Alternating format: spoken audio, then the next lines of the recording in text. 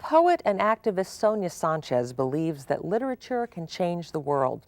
She's been writing since she was a little girl and says that poetry kept her alive through many difficult times in her life.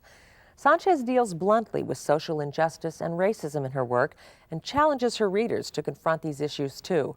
She's known as a stirring speaker, and her poetry readings are theatrical as well as literary events. Here she is reading her poem, For Sweet Honey in the Rock. For sweet honey in the rock. I'm going to stay on the battlefield.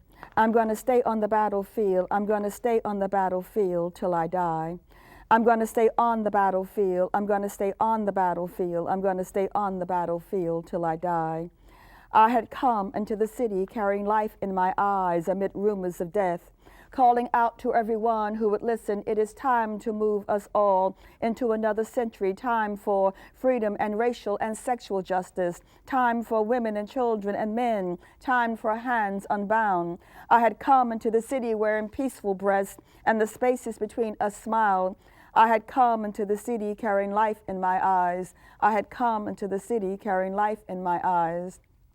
And they follow us in their cars with their computers, and their tongues crawl with caterpillars, and they bumped us off the road, turned over our cars, and they bombed our buildings, killed our babies, and they shot our doctors, maintaining our bodies, and their courts changed to confessionals, but we kept on organizing, we kept on teaching, believing, loving, doing what was holy, moving to a higher ground, even though our hands were full of slaughtered teeth.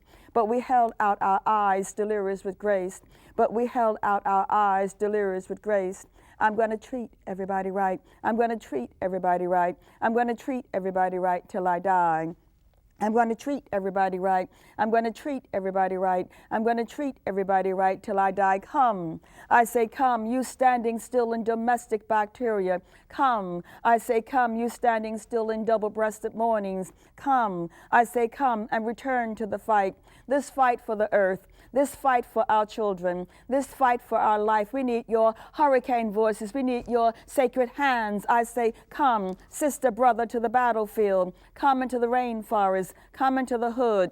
Come into the barrio. Come into the schools. Come into the abortion clinics. Come into the prisons. Come and caress our spines. I say, come, wrap your feet around justice. I say, come, wrap your tongues around truth. I say, come, wrap your hands with deeds and prayer. You brown ones, you yellow ones, you black ones, you gay ones, you white ones, you lesbian ones. Come, come, come to this battlefield called life, called life, called life, called life, called life, called life, called life, life, life, life, life, life, life, life, life.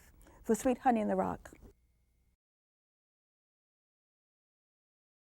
Welcome, Sonia Sanchez. Hello, how are you? That poem, For Sweet Honey in the Rock, that's Sweet Honey in the Rock, the musical group. Oh, yes, yes. That most fantastic group of women. Yeah. And you've done some collaborating with them. Tell me about that. Yes, on an album called Sacred Ground, I recorded that same piece. And so when I read it, I can always hear them singing, I'm going to stay on the battlefield till I die. And they sing that. And in the background, as I say the lyrics, and it was just amazing working with them. We've done that together at Carnegie Hall. And to do that in Carnegie Hall, and with all the audience, and to be with them on stage, as beautiful as they look, it was a wonderful, wonderful experience. You are such a galvanizing performer. Were you always as good as you are now? I don't know. I'm an ex-stutterer, when I was a little girl, so I'm the one who would go, I.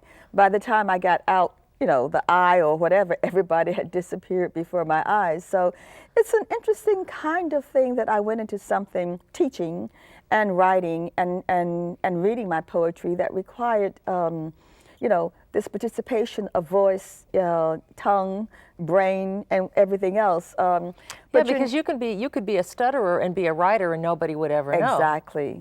But to get up and recite it is something else altogether. Well, you've been writing since you were a little girl, as I understand. Yes, I did. But nothing for publication. Just I started to write poems after my grandmother died, a woman who had taken care of me and my sister, and I was about 6, 5 or 6 years of age. And that's when I began this whole problem with my speech and everything. And so I began to write things down, you know, on paper. Yeah. When you write about subjects that are serious, like racism and social injustice and everything, you know, subjects that people kind of tend to avert their eyes from. Right. You, I guess, run the risk also of writing poems that people will avert their eyes from because of the subject. Right. And you have to. Well, I think you have to. I think we underestimate the intelligence and the love and the appreciation that Americans have, that people have for truth.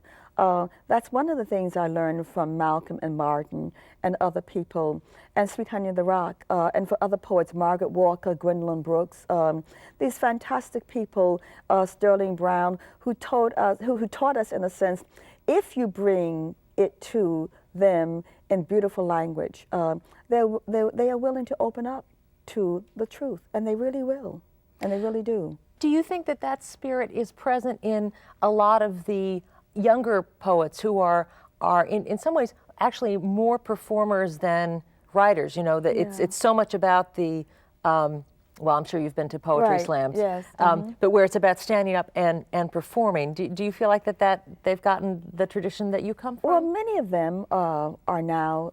I mean, like Ras Baraka is Amity Baraka's son. Is a fine poet, a good poet, and a fine performer of his poetry. Just the way that all of us learn how to read our poetry well, because we knew that we could not engage the audience without doing that. And you have what I call the so-called rappers who are poets: Rakim, Mos Def, right? Jill Scott, Ursula Rucker, all from Philadelphia. You have Tupac, who sang his poems also. I love the young rappers, all the ones I mentioned, who come out telling the truth and they say it well. And I am utterly amazed with and by them. Well, thank you so much for coming today. It's good being here. Thank you.